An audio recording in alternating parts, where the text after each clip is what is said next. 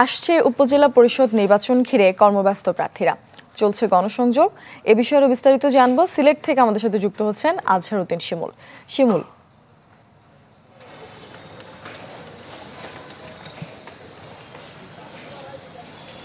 মূর্ছনা, সিলেটে উপজেলা নির্বাচনকে কেন্দ্র করে কিন্তু জোরেশোরে আসলে প্রার্থীরা তাদের প্রচার প্রচারণা চালাচ্ছেন। সিলেটে আগামী 8ই মে সিলেট জেলার 4টি উপজেলা নির্বাচন হবে।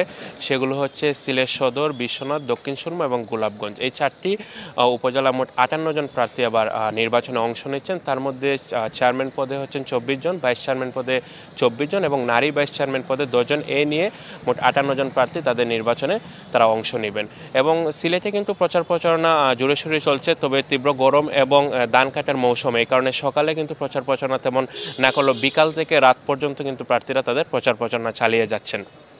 আপনাদের জানিয়ে রাখি, সারা দেশেই কিন্তু বিএনপি এবং জামাত নির্বাচনে অংশ নিচ্ছে না, কিন্তু সিলেট বিভাগে 9 জন প্রার্থী এবার নির্বাচনে অংশ নিচ্ছেন। তার মধ্যে সিলেট জেলায় 5 জন, সুনামগঞ্জে 3 জন এবং মৌলভীবাজারে 1 জন প্রার্থী নির্বাচনে অংশ নিচ্ছেন। ইতিমধ্যেই সিলেট জেলা থেকে তাদেরকে বহিষ্কার করা হয়েছে। আমরা প্রার্থীদের সাথে কথা বলেছি, তারা বলেছেন যে তারা জেনে শুনে নির্বাচনে অংশ নিচ্ছেন, বহিষ্কার করলেই তারা বিএনপির রাজনীতির সঙ্গেই জড়িত থাকবেন।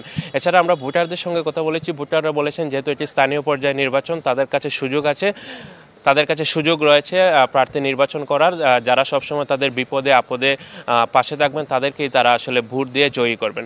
তো মূর্ছনা, এই ছিল সিলেট থেকে উপজেলা পরিষদ নির্বাচন প্রচার প্রচারণা সবশেষ আমার কাছে। শিমুল, আপনাকে ধন্যবাদ। দর্শক, সিলেটে উপজেলা পরিষদ নির্বাচন ঘিরে কেমন পরিস্থিতি সে বিষয়ে বিস্তারিত জানাতে আমাদের সাথে যুক্ত হয়েছিলেন সহকর্মী আজহারউদ্দিন শিমুল। 1, 2, 3 ঢাকায় জমি জিতে নিন 100% ক্যাশব্যাক সহ 20 কোটি টাকার পুরস্কার।